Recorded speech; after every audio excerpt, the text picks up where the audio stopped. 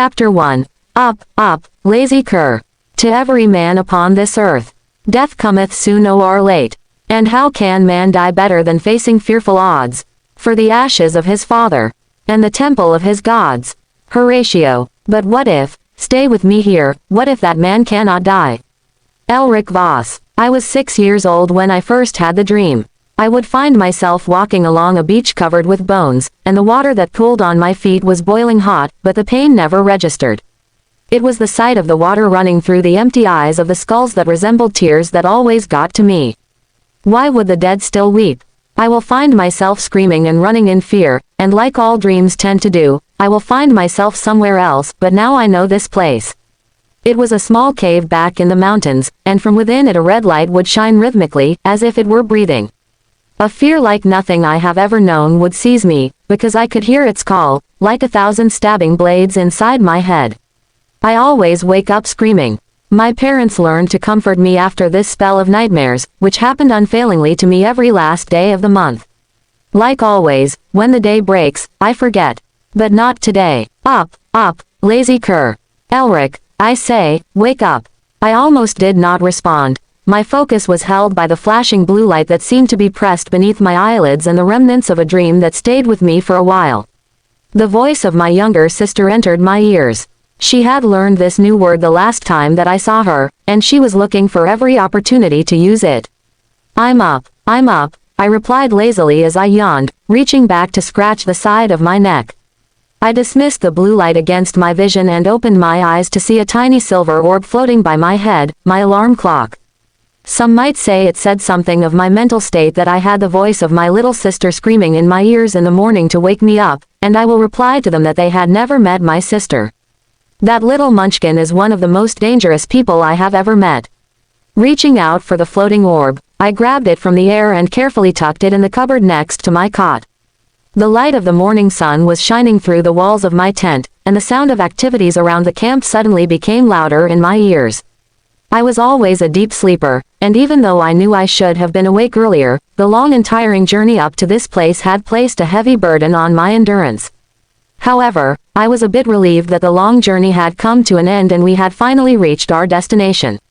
4 months ago, I was very lucky and edged out most of my classmates to be one of the 4 acolytes chosen on this expedition to visit one of the largest known sky-fallen pyramids on the continent.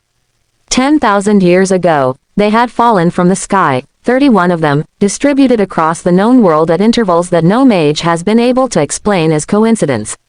The academies call them the Caliph or sky bones in normal speech, and they have never been opened, because every serious expedition to attempt it has ended without explanation after years of effort. This expedition was most likely not going to change anything in this regard, but for me, it may as well change my life because there were several adept-level mages on this expedition, and this was a chance for me to learn from them without the pressure of having thousands of young acolytes all vying for their attention. I need to get up earlier, so I can make a good impression, else I am sure Rex would find a way to spoil my name before the teachers, I muttered to myself. Rex, Bari, Dara, and I were the chosen acolytes, and I was selected last as all of them had better qualifications than I did.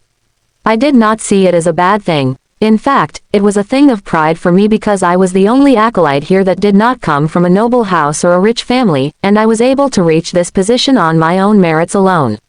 Blinking my eyes, I called up my status screen to show me what 2 years of study and practice in the academy had given me.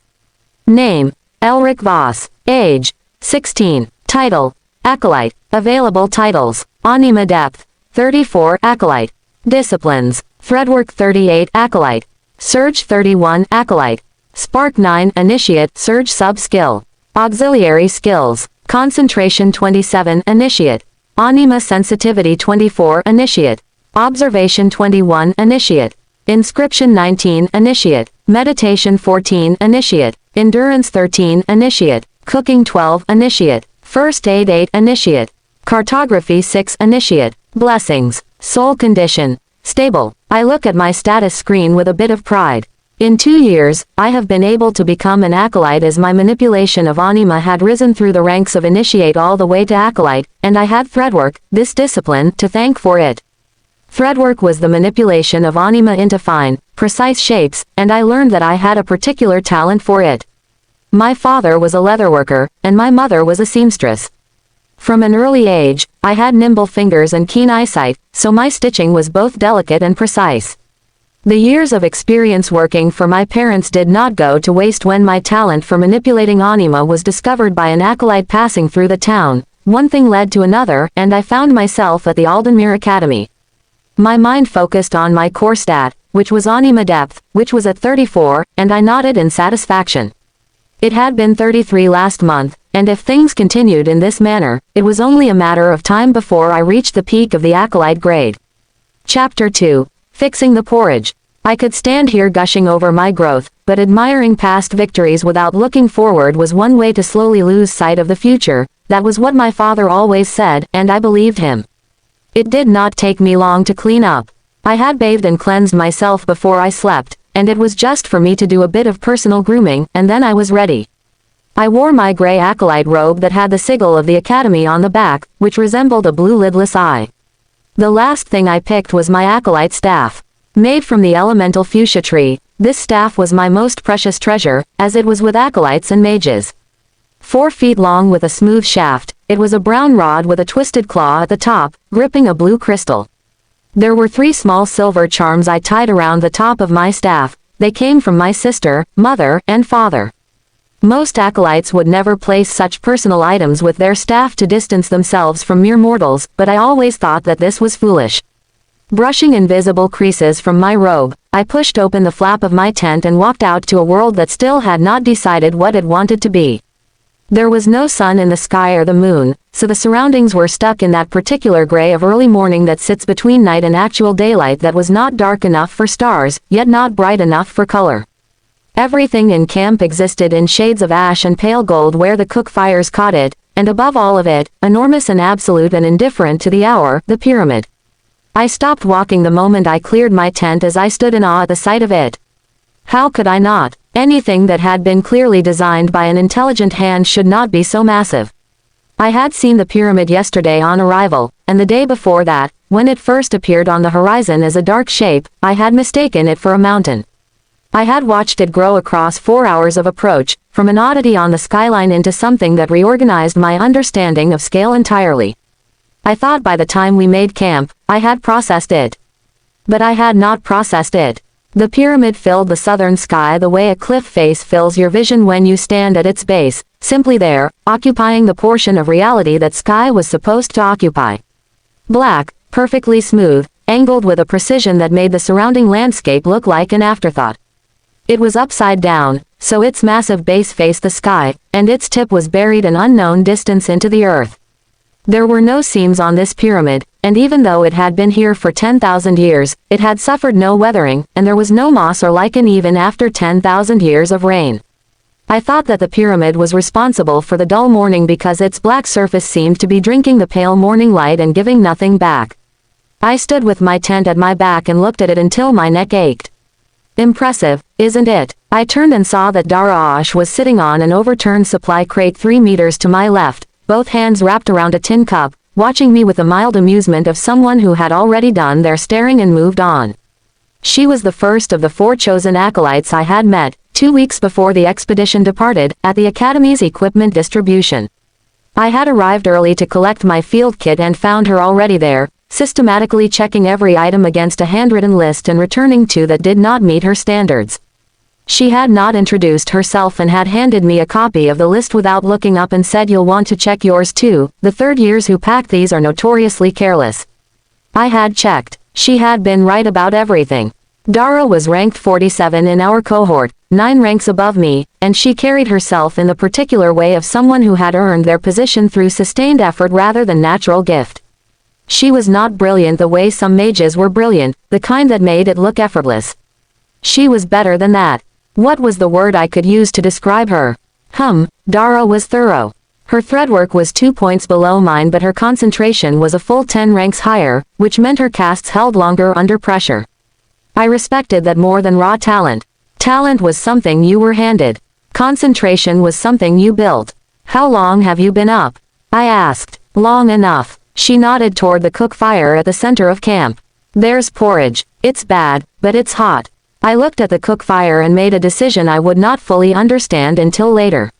I went to it not because I was hungry but because doing something with my hands felt necessary. The cook, a heavy-set man named Aldous who had been hired locally and had apparently never cooked for mages before, had abandoned the pot sometime in the last few minutes.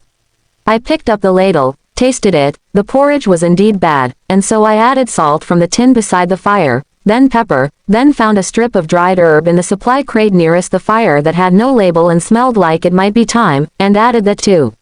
"What are you doing?" Dara asked, appearing at my elbow, and I tried not to be distracted by her scent. "Fixing it," I replied. "You cook. My mother taught me." I stirred. She said a person who can't feed themselves is a person who depends on the kindness of strangers, and strangers are not reliably kind. Dara considered this. That's bleak. She's a practical woman. The porridge improved. Not dramatically, but enough. Cooking 12 to 13 initiate. I smiled at that growth in this auxiliary skill. I have not had much time to cook since I joined the academy, and had to watch this skill languish at 12 for 2 years, but this growth was the perfect morning gift. Chapter 3. There is a hole in my sock. I was hoping for more gifts like this in this month-long expedition, and with these warm thoughts in my head, I ladled 2 bowls of porridge and handed one to Dara, and she accepted it without ceremony, which I had already learned was how she accepted most things, directly, without fuss, as if gratitude was implicit and therefore did not require performance.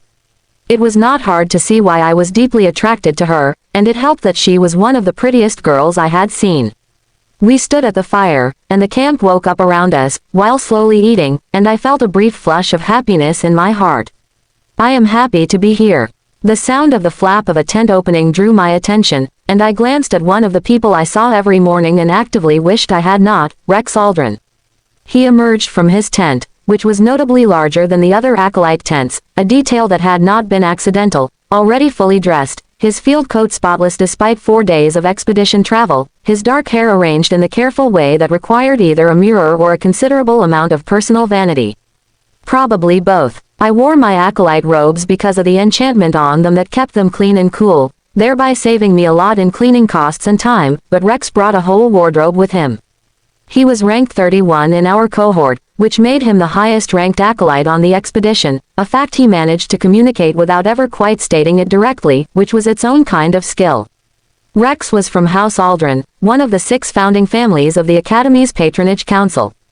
He had been doing magic since he was 8 years old, had been taught privately before his formal enrollment, and his surge was at 52 before he even sat his acolyte evaluation. He was, by every technical measure, exceptional, and he was also the person who had told Master Seravan, 2 weeks before expedition selection, that my cartography scores were too low for fieldwork and that the Academy would be taking a reputational risk by including me. I heard he did this just to ensure that all the fellow acolytes that came on this expedition were all girls, so he could live his harem fantasy, but even if those rumors were untrue, I would not be surprised if there was still a note of truth to it. Seravan had included me anyway, and Rex had not forgotten. He spotted me at the cook fire, and his expression did the thing it always did, a small adjustment, almost imperceptible, that moved it from neutral to the particular variety of pleasant that meant he was calculating something. "Voss," he said, "you're cooking." "Yeah," and he did not like to call me by my first name. "Apparently," I replied. "Is that wise? We have an actual cook." Aldous stepped away. He accepted the cup Dara held out to him and took a sip. She had poured a third without asking, which told me she was paying attention to the dynamic and had decided to smooth it before it became a thing. His expression shifted again, this time with less calculation in it. "That's better than yesterday." "Time," I said. He looked at me for a moment longer than was comfortable, then turned toward the pyramid with his cup in both hands and said nothing further, which was the closest Rex Aldrin ever came to a compliment. Bari arrived last, as he always did. Bari-san was ranked 38 in our cohort, between Dara and me, and he was the only one of the 4 of us I would have called a friend without reservation. He was tall, broad-shouldered, from a merchant family in the northern provinces who had been mildly astonished when their eldest son manifested anima sensitivity strong enough for academy enrollment. His surge was almost as high as Rex's. His attitude toward this fact was the precise opposite of Rex's, he found it mildly interesting and moved on. I did not believe that Bari wanted to be a mage, but he was so talented that he had no choice but to become one. He came out of his tent with his boot in one hand and his sock in the other, hopping slightly, his dark hair pressed flat on one side from sleep. "There's a hole," he announced to no one in particular, holding up the sock. "In your sock," Dara said. "In my sock. Yes. Thank you, Dara." He sat on the nearest crate and began the complicated negotiation of putting on a boot over a sock with a hole in it. "Is that porridge? Is it good today?" "It's better," I said. "Elric fixed it," Dara said. "Good man." He pointed at me with the sock. "You're a good man, Elric." Rex said nothing. He was still looking at the pyramid. Naturally, my eyes were also drawn to it too, but I was always looking at this pyramid with my peripheral vision since I came out of my tent. There was something about the morning light at this angle, or the particular quality of the air in this bowl of land, that made it feel closer than it had yesterday. Or perhaps I was simply more awake. At its base, arranged along the eastern face, was the reason we were here. 6 adept-level mages in field coats, the dark blue of the Academy's research division, were working in a line across approximately 30 meters of the pyramid's surface. Each had a set of instruments on a folding table beside them, brass and glass devices I recognized from textbooks but had never seen in operation. Resonance meters, anima density gauges, a calibration array that was used to measure the depth of magical structures embedded in stone, or in this case, whatever the pyramid was made of that was not quite stone. At the center of the line, moving between the other 5 with the unhurried deliberateness of someone who had designed the experiment and was now checking that everyone else was running it correctly, was Scholar Orith. Chapter 4. He found something yesterday. I had heard of Orith before the expedition. Most acolytes had. He was the foremost living scholar of the Calith ruins, the author of the 3 definitive academic texts on sky-fallen structures, and the person whose proposal had funded this expedition in the first place. In person, he was older than his portraits suggested, thin in the way of someone who forgot to eat when working, with white hair pulled back in a leather satchel that he wore across his body even at the base of an ancient pyramid at dawn, as though he expected to need his notes at any moment. There had been no chance for me to interact with him during our trip, and I knew that it would be one of my most treasured memories if I were to speak with him, even if it was just a few sentences. As the anima depths increase in the body, so also does the bodily function get enhanced, and so my sight could see across the distance with moderate clarity. Scholar Orith was not using the instruments the way the other mages were. The other 5 were measuring, but Orith seemed to be doing something else, as he held one of his own devices, smaller than the Academy issue equipment, flat against the pyramid's surface with one hand while his eyes were closed. It was as if he was not reading the device but was listening to it. Or maybe listening to something through it, and I was not the only one who noticed this odd behavior. "What is he doing?" Bari asked, appearing at my shoulder with his porridge. "I don't know," I said, which was true, and also the beginning of a question I could not yet articulate. "He's been there since before I woke up," Dara said quietly. "I saw him cross the camp in the dark. Before 4th hour." Rex turned from the pyramid then and looked at us, at me specifically, I thought, though it was hard to be certain. "He found something yesterday," Rex said. "I overheard him and Commander Rel last night. He didn't say what." We stood at the cook fire in the early gray light and watched the old scholar press his instrument against the black face of the pyramid, and the pyramid said nothing, and gave nothing back, the way it always had. I was wondering what it would feel like to press my face against that black stone, and a desire to know what Scholar Orith may be hearing from this pyramid filled my chest. Surely, before we leave, there must be at least one chance to get close to the pyramid. The porridge steamed in our bowls, and one spoon some distractedly into my mouth, my eyes not leaving the pyramid. Somewhere behind us, Pell dropped something heavy and swore loudly, and the morning carried on. Registered. I heard it before I saw it. A sound like no sound I had a word for. For a moment, the analytical side of my mind was trying to figure out what it was because the sound was entirely alien. It was not an explosion or an earthquake.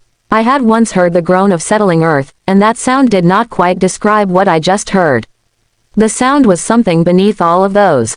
A frequency that bypassed my ears entirely and arrived directly in my chest, in the place where I had learned to locate my anima, as though whatever had made the noise was speaking directly to that part of me and nothing else. I believe it was at that moment that something changed inside me, but I could not be sure. Every mage in the camp felt it at the same moment. I know this because I watched it happen. I saw the 6 researchers at the pyramid's base all straighten simultaneously, instruments forgotten, with their heads turning as if they were listening to something.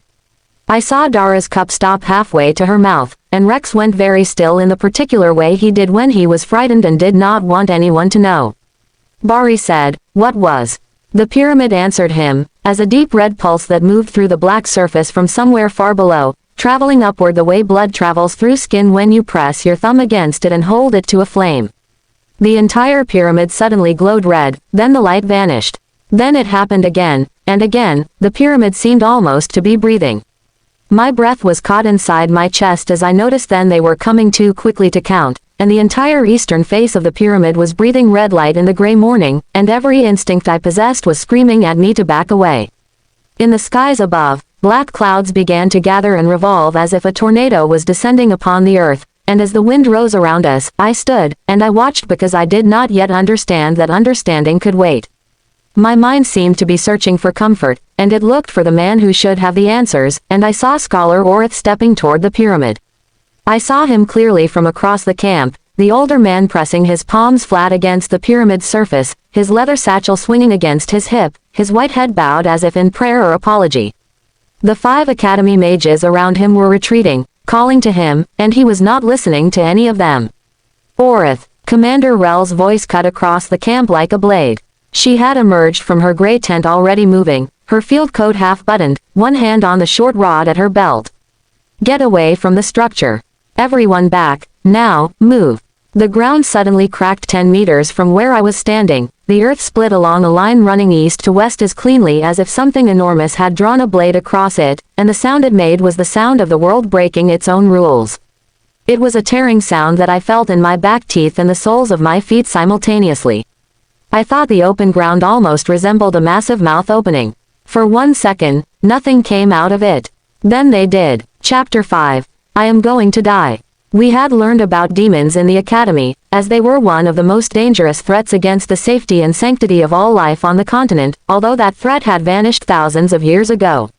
It was a good thing that demons were impossible to find. One would have to go deep into the earth or other dangerous and forbidden places around the continents for a chance to see them. A small demon imp had been brought to the class one time to describe the appearances of demons, and something peculiar had happened to everyone when the imp was brought into the class. Goosebumps had broken across everyone's skin even before we knew what was causing it. Later, we learned that the demon was not even real, but a projection conjured by one of the mages to teach us. The same thing happened here, but it was 10 times, no, 100 times worse. And even as a part of me fought against the knowledge that perhaps I was wrong, reality slapped me in the face as the first demon cleared the lip of the crack as if it was the most natural thing in the world. It emerged and simply began moving, low and fast, without any hesitation, as if the concept of the surface world was something it had been waiting 10,000 years to reach, and now that the waiting was over, there was no reason to be cautious about it. I had no framework for what I was seeing. The Academy's demonology curriculum was 3 lectures and a pamphlet, because demons were theoretical historical accounts, travelers' tales, the kind of thing serious scholars footnoted and moved on from.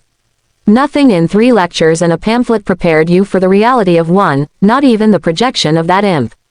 It was low to the ground, perhaps a meter at the shoulder, and it moved on 6 limbs, the front 4 functioning as both arms and legs depending on what the moment required. Its hide was the color of old iron. Its head was narrow and long, set close to the body, and it had no eyes that I could identify.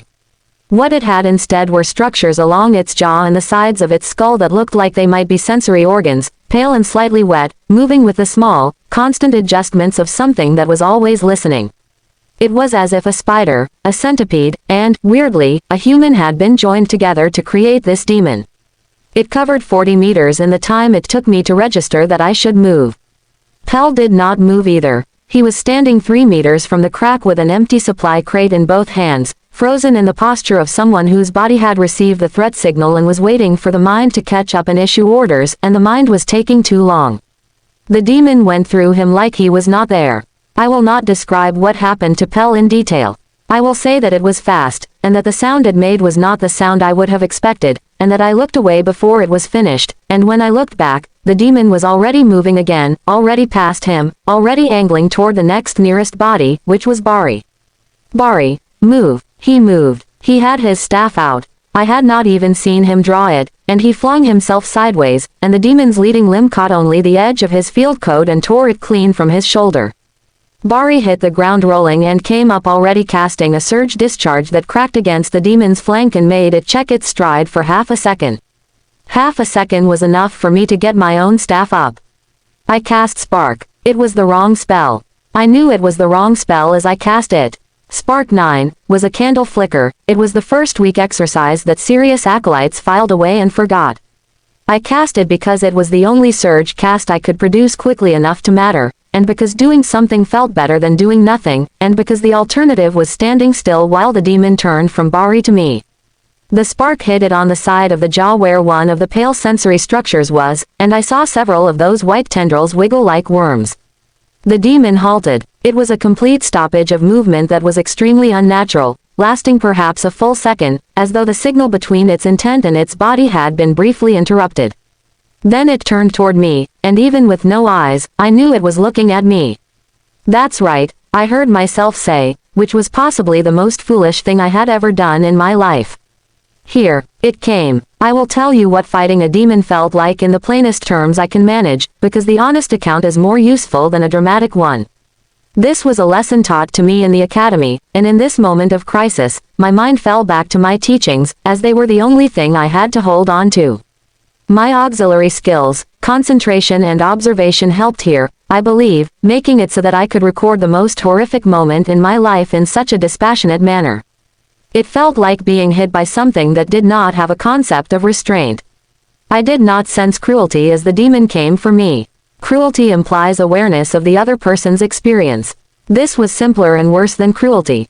It was efficiency. It was as if the demon did not see me as a person, just a roadblock. Like ants, my mind echoed, and indeed, up close, this creature looked a bit like a mutated ant. The demon hit me with one of its leading limbs. The force of it lifted me off the ground and deposited me 4 meters away against a supply crate that collapsed under the impact. The pain was the bright, total kind that temporarily removes your ability to think about anything else. I am going to die. A calm thought rippled through my mind, and I was surprised at that moment that there was no panic inside me, just the acceptance of the truth.